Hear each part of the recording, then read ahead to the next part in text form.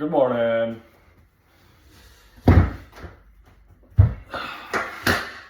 So, gonna get into this, just do my daily pull-ups, staying consistent. So, I do a few things to like warm up my shoulders, right? I'm always doing this, I'm moving around, loosen up my rotator cuffs, right?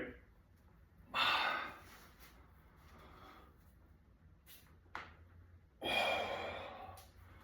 they definitely get very tight and sore. Always rotating and moving my neck. I really like these. I don't know what they're called, but basically you just hang and you just activate basically like your scapula and your lats.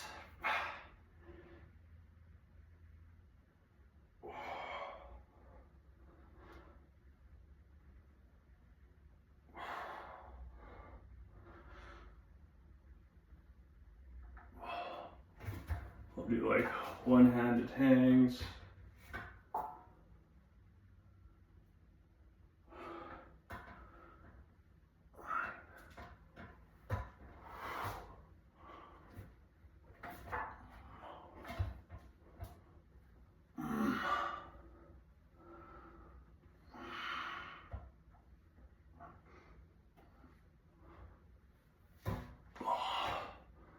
And just hanging, just stretching out my lats.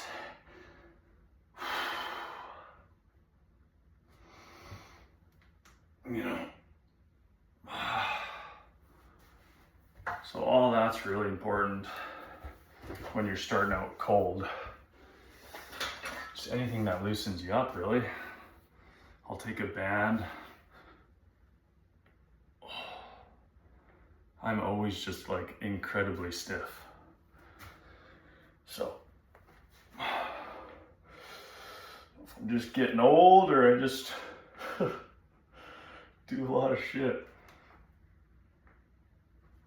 But it's definitely become more and more important as I age.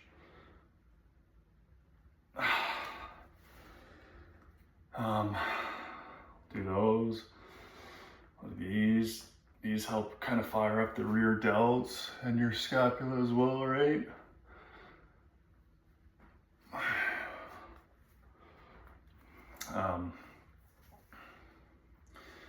So I'll do these as well. I do these actually just as an exercise for shoulder recovery and strengthening and just preventative maintenance, but I'll also do them as a warm-up. I just won't do like as many sets, but I found that when you do these banded like external rotations, I try to keep my elbow at as much of a 90-degree angle as possible, and then when I come down, I try to get my hand kind of as far as back as I can. If I can get it behind my body while keeping that elbow at a 90-degree and then coming up.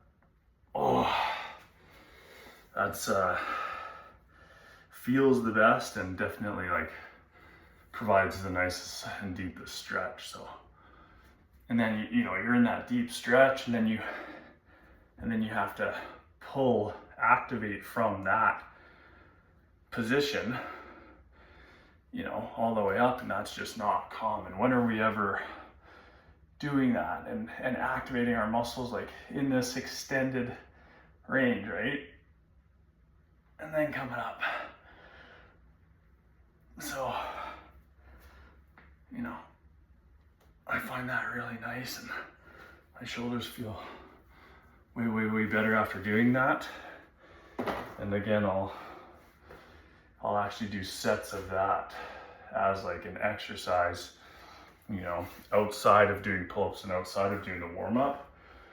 But for my warm-up, like I just keep things kind of light, get a stretch, get a little bit of heat and warmth, you know, in my muscles. And then that first set, for me, it's always like a bit slower.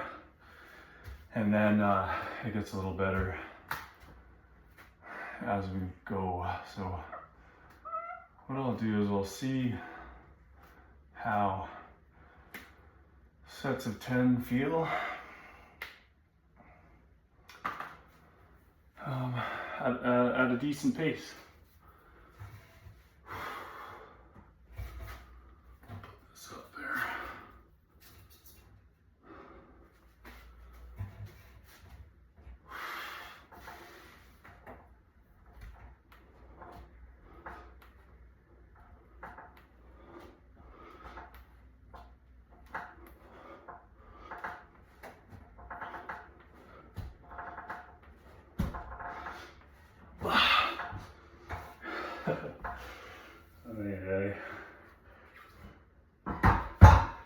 I'm gonna be famous for hitting my head off my roof. There's nothing I can do. Like I could go to a park and, you know, something like that and use a pull-up bar. I don't really have any place outside, but it's not very convenient to have to go to a park when I got a pull-up bar just straight downstairs. And yeah, it's just easier to stay consistent with this. So what do? I just, sometimes I hit my head. As you can see, this isn't like a dent. Funny people think it's a dent. It's really just like a fucking sweat mark. And every once in a while I'll clean, but I just get good at like controlling it. I don't know, it helps me like think about my form and my control. But also sometimes I just smashed my head off the roof, and that's okay, you know, it doesn't hurt, it's a pretty soft roof.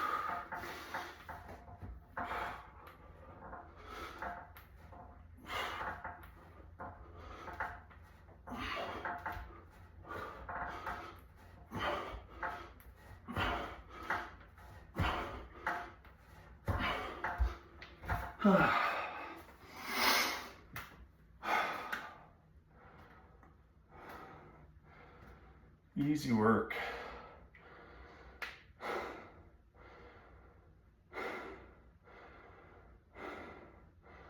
I have kind of, what adjustments have I made? I think because I've mentioned multiple times of like, just over basically fatiguing my lats. I'm just working on just trying to get to the point where I can stay consistent every day of 100 or more without having to stop because my body won't let me do anymore. Because it's not for lack of trying or discipline or anything like that. It's literally a lack of like, when it got bad, like my muscles just wouldn't fire in that way.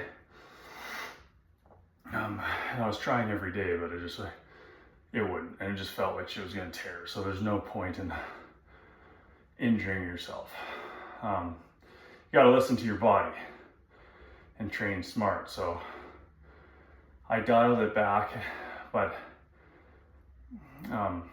consistency wise and volume and kind of, I've been working on increasing the volume of each set and just kind of like cautiously, slowly, incrementally increasing the volume as well, right? But if I gotta take a rest day, I will. Last week I took Sunday. I didn't take Sunday this week, so like yesterday. Last week I also took Thursday off. We'll see, you know. Friday, it looks like I only did like 50. I don't know, things happen. My mom was here Friday, so my mom came up and visited last weekend, so maybe that's why I only did 50 there, Do what we can do.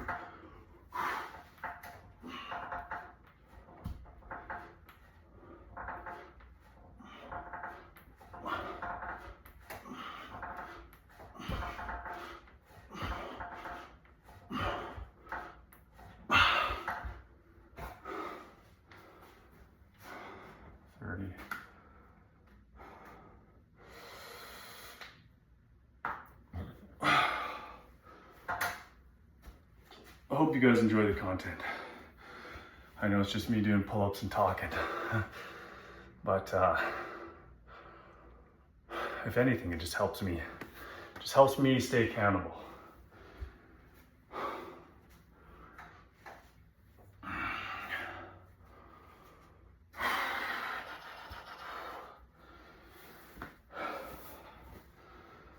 Gets hot quickly.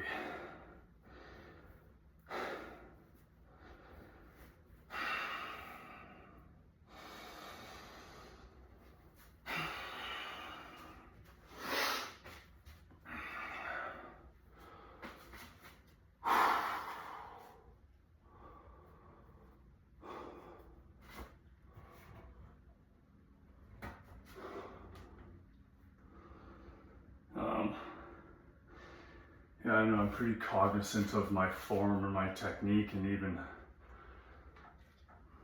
like how I feel when I come up. What, like how close am I to the bar? How much am I swaying? How did my core feel? Like, how did my back feel? What was I squeezing my glutes a lot during the pull-up?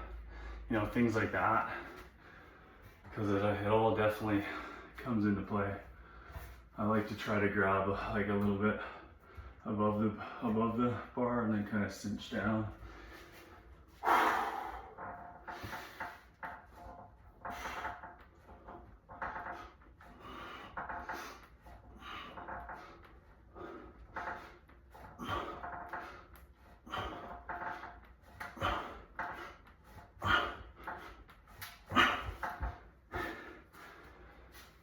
It's funny because like not very often am I just around a bar where I could go above it if I wanted to.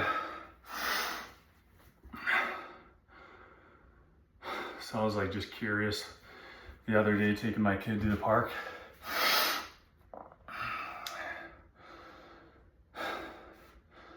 And I think, I don't know, it was later in the evening. There wasn't too many people at the park, so I didn't feel too awkward with a bunch of other kids and parents around. But I got up on that bar and I was just curious how many muscle ups I could do.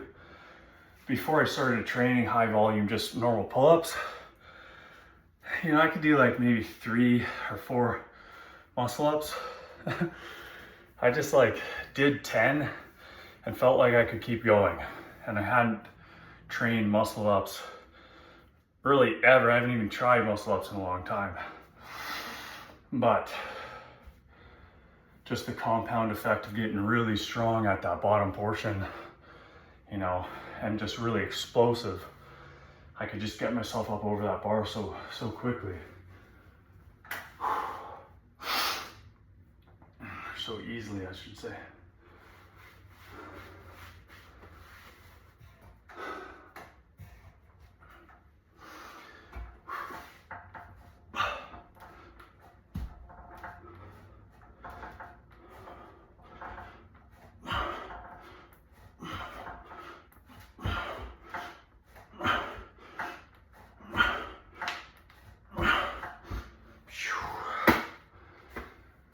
$50.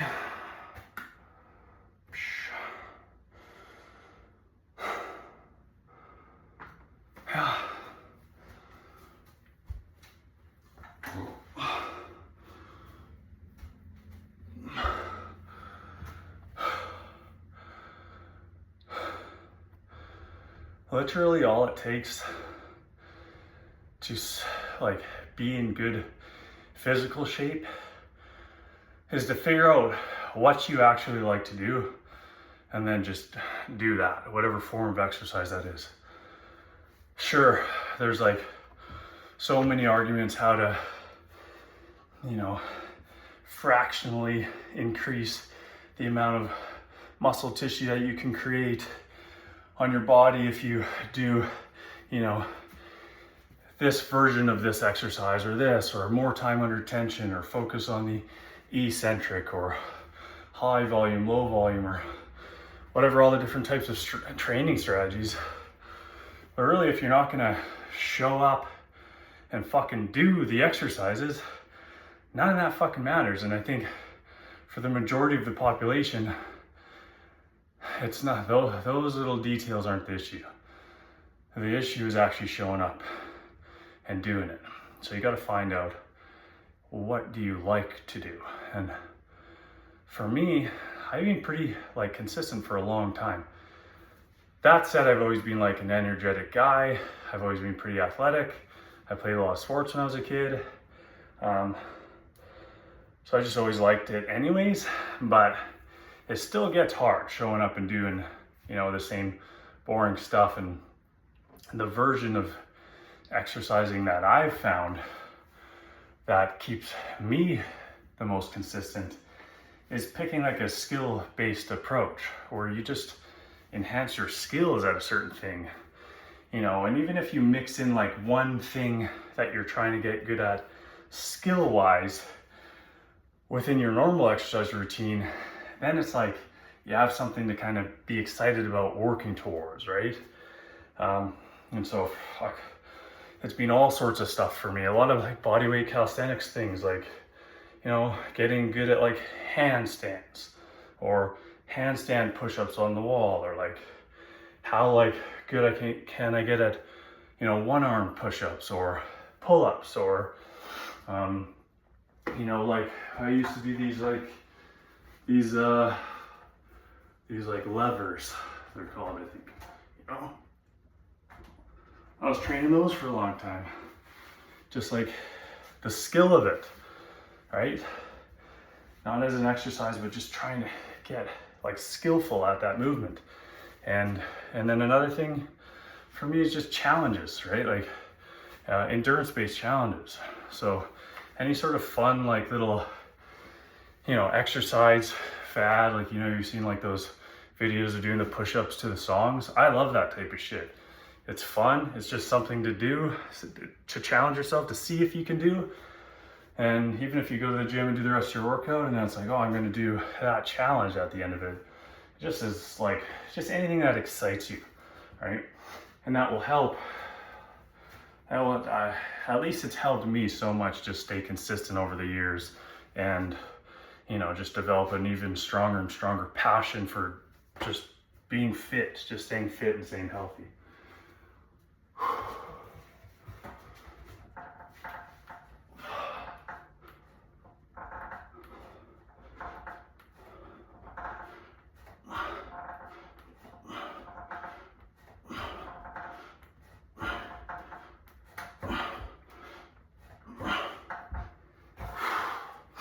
You know, that's for sure one of the reasons why I like running long distances. You know, that's for sure why I like the idea of training for a pull-up world record. And that in and of itself, the process of challenging yourself and seeing if you can do a thing, is extremely mentally rewarding for me. But also, what's nice is the compound effects of that. Just training for that goal, you know, just a result of that is you get bigger and stronger lats and bigger biceps, like stronger core, and just, you know, you get in better shape. But I don't even like care about that aspect of it, or at least I'm not focused on that aspect of it. I'm just focused on how many fucking pull-ups can I do, and all that shit comes naturally, right? So it's just a different way, I think, to approach fitness than the way a lot of people think of it. And, you know, I always said, like, you gotta look at it like, if you're gonna get into working out, you can't look at it like a temporary thing, or I'm gonna lose this weight and get fit. And then I'll have reached my goal, and then you can like die off, or you're gonna get in shape for summer. You know, you have to think like, how can I get into it where it's just a lifestyle and I'm literally going to do it every day until I die? And so how can I do that and enjoy it? That's the only way it's logically gonna continue.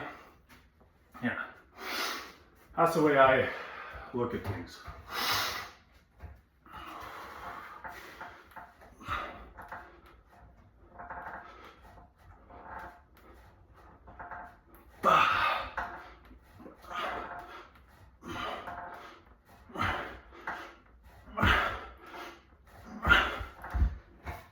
Fuck. It's definitely getting easier and easier. It's just like when I feel that fatigue coming, I can just rely on my muscles' ability to like kick into that explosive gear and just peel out the rest of those reps. Yeah,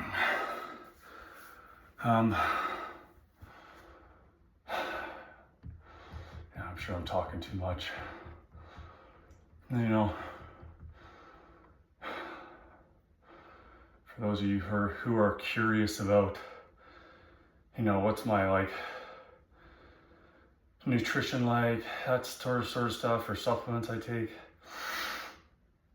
On the supplement side of stuff, I just take creatine, take like whey protein powder, B12, and omega-3, like fish oil or algae oil, whatever really is the most affordable that I can get.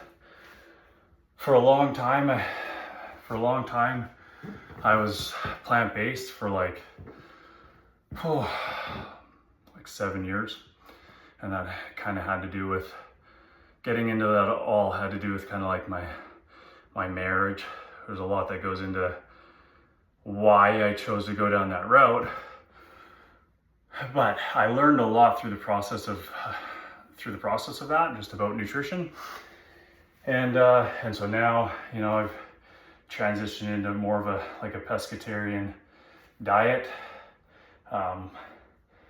Just currently, and this was a play for brain health and energy and getting, not struggling so much to get protein. I mean, not that you can't eating beans, but it got difficult some days for sure. And I definitely didn't feel like I was making as much progress in terms of muscle gain as I could have if protein was just more easily accessible. So including fish helped. Whey protein, I think maybe I noticed the difference between that and plant-based protein. Again, this is just speculative, but maybe because of the bioavailability nature of whey protein, but I did notice a difference for sure.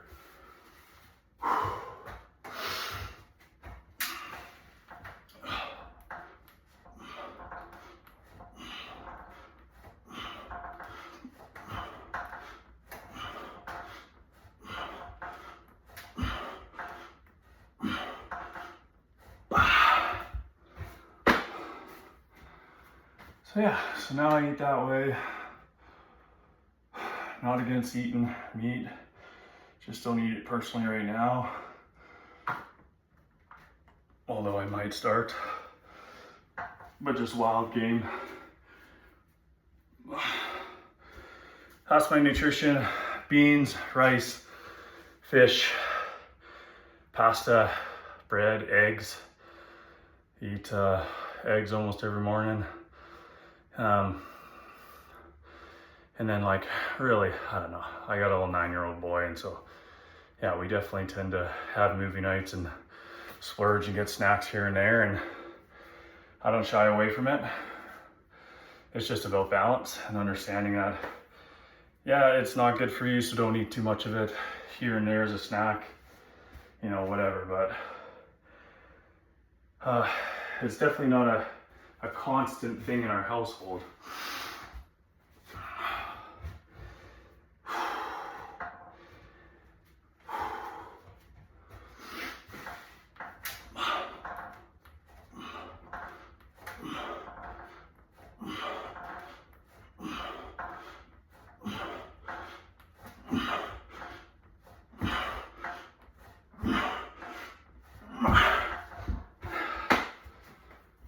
That's 90. One more set to go. Up 10, and that's 100.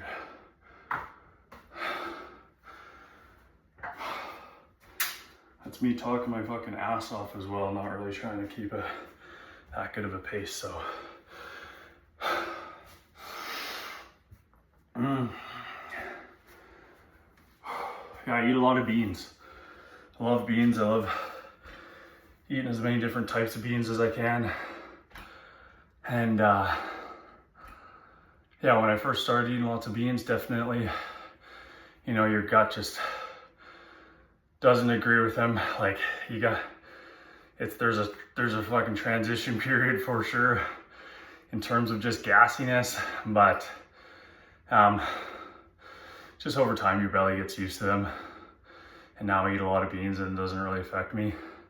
And I know I'm getting like all the benefits of like the complex fibers, you know, as well, which is super important for health, just having enough fiber. And so yeah, I eat a lot. And I think a cheat code for eating beans is just buy an Instant Pot.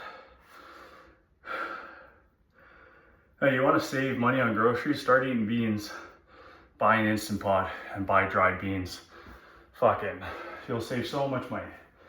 So much money in the long term eating that way.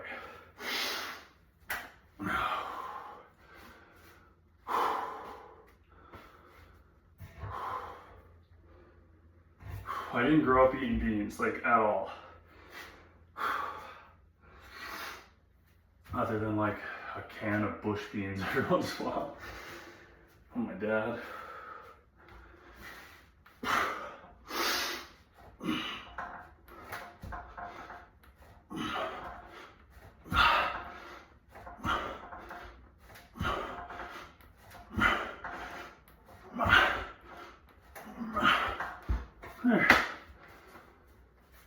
There's 100.